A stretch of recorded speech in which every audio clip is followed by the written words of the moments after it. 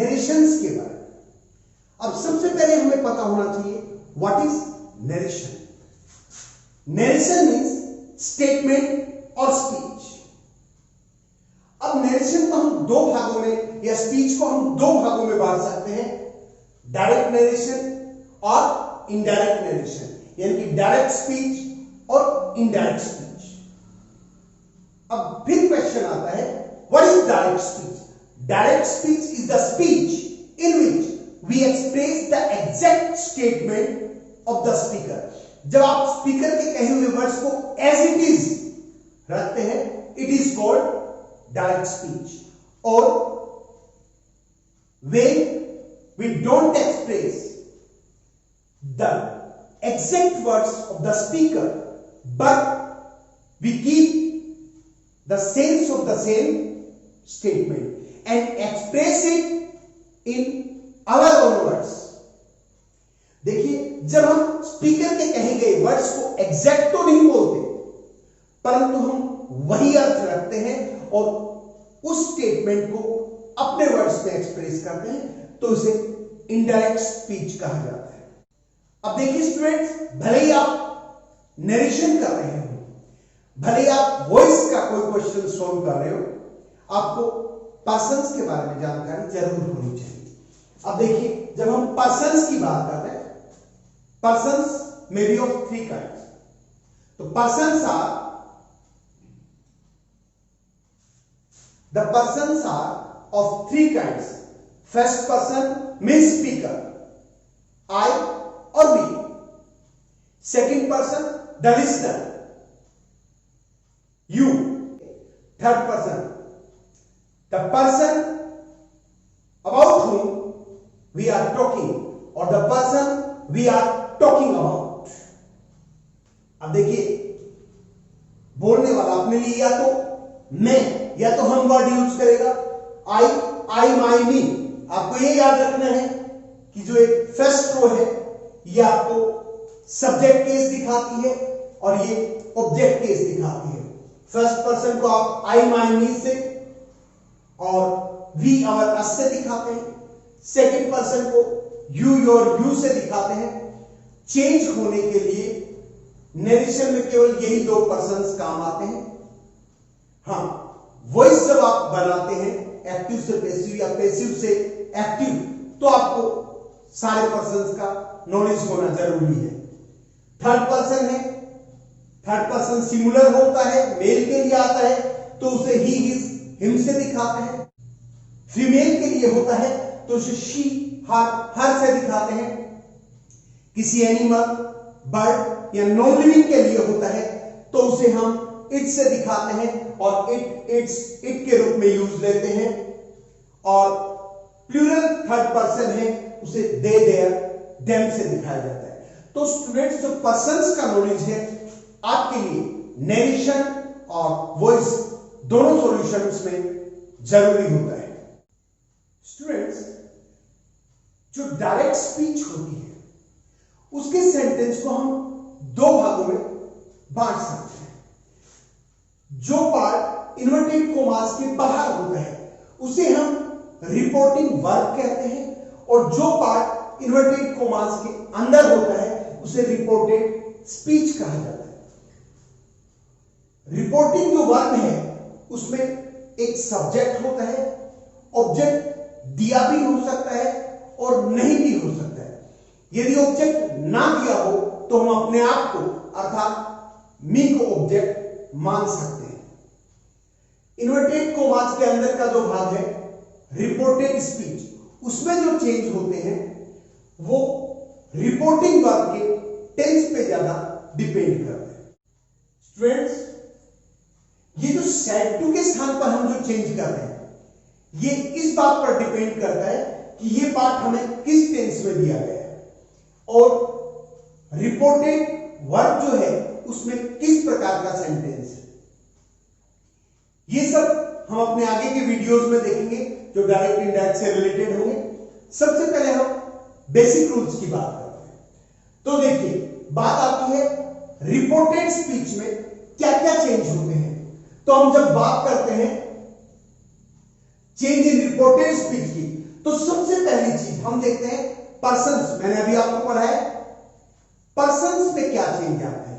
तो देखिए स्टूडेंट, जब हम बात करते हैं चेंज इन पर्सन्स की, तो याद रखिए मैंने आपको बताया था पर्सन्स तीन होते हैं, फर्स्ट, सेकंड और थर्ड।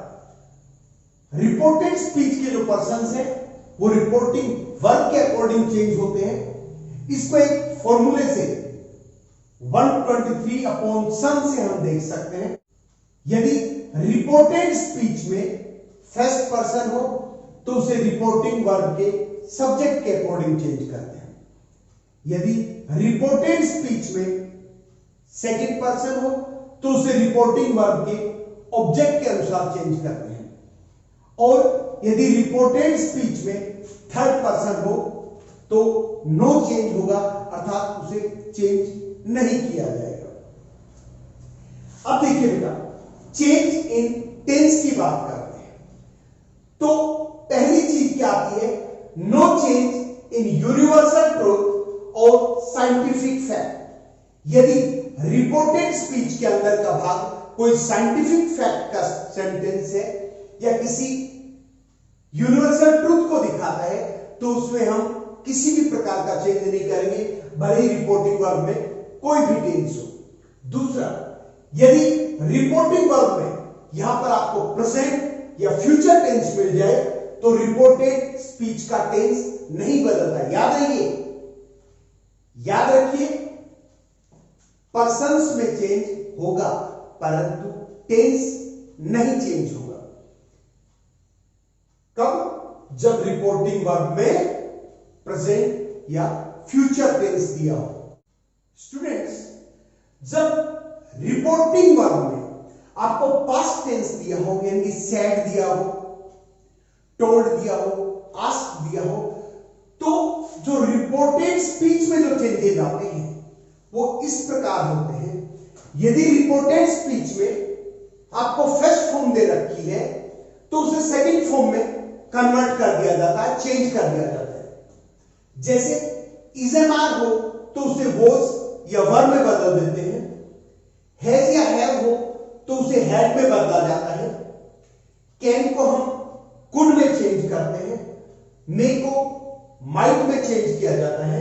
मेरे कुछ विद्वान साथी बताते हैं कि शैल को शुड में और विल को वुड में चेंज करते हैं। जहां आपको शुड लगाना हो वहां यदि आप वुड लगा देते हैं तो सेंटेंस गलत नहीं होता है टेंस के चेंज में। वैसे मोडाल के रूप में इनका आप एकदम डिफरेंट होता है, लेकिन जहां शैल को आप शुड में चेंज करते हैं उसकी जगह यदि वुड में भी चेंज कर देंगे तो अर्थ में विशेष परिवर्तन नहीं होगा। परंतु यदि आप वुड की जगह शुड का यूज कर देंगे तो गलत हो जाएगा। अब देखिए स्टूडेंट्स, अंदर का जो सेंटेंस है, रिपोर्टेड स्पीच का जो सेंटेंस है, उसमें आपको वर्ब की सेकंड फॉर्म दी हुई है या फिर डिड का यूज किया है, तो पेशिव बनाते समय आप उस सेंटेंस को हैड प्लस थर्ड फॉर्म से बनाएंगे। उसी प्रकार यदि आपको रिपोर्टेड स्पीच में वॉज या वर दिया हो तो आप हैड बीन का यूज करेंगे। परंतु स्टूडेंट्स, यदि वो वॉज या वर स्टेटिव फॉर्म को दिखाता है, स्टेटिव कंडीशन को दिखाता है, स्टेटिव वर्ब के रूप में होता है, तो उसमें कोई चेंज नहीं होगा। जैसे मैं कहूं when I was in Jaipur I was happy, तो ये जो वॉज है इसमें चेंज नहीं होगा क्योंकि ये स्टेटिव वर्ब है, एक स्टेट, एक स्थिति को दिखाता है, इससे कोई एक्शन शो नहीं होता है।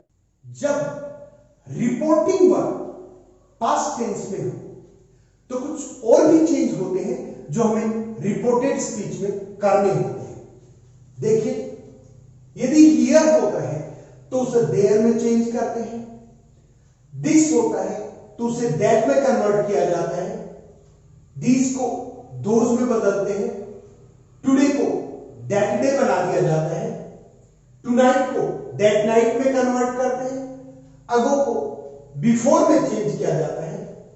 जस्ट या नाउ को तो उसे देन में बदलते हैं, टुमारो को द नेक्स्ट डे, नेक्स्ट को द फॉलोइंग, यस्टरडे को द प्रीवियस डे और लास्ट को द प्रीवियस में चेंज करते हैं।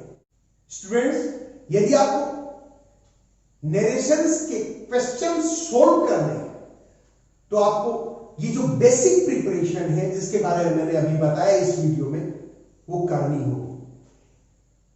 ये तैयारी करने के बाद आप जो भी सेंटेंस आता है डायरेक्ट से इनडायरेक्ट में चेंज करने के लिए वो इजीली आप कर सकते हैं। आशा है आपको वीडियो में दी गई जानकारी पसंद आई हो। पसंद आई हो तो वीडियो को लाइक करें, अपने फ्रेंड्स के साथ शेयर करें और अभी तक यदि आपने मेरे चैनल को सब्सक्राइब नहीं किया है तो प्लीज सब्सक्राइब जरूर करें। Thank you.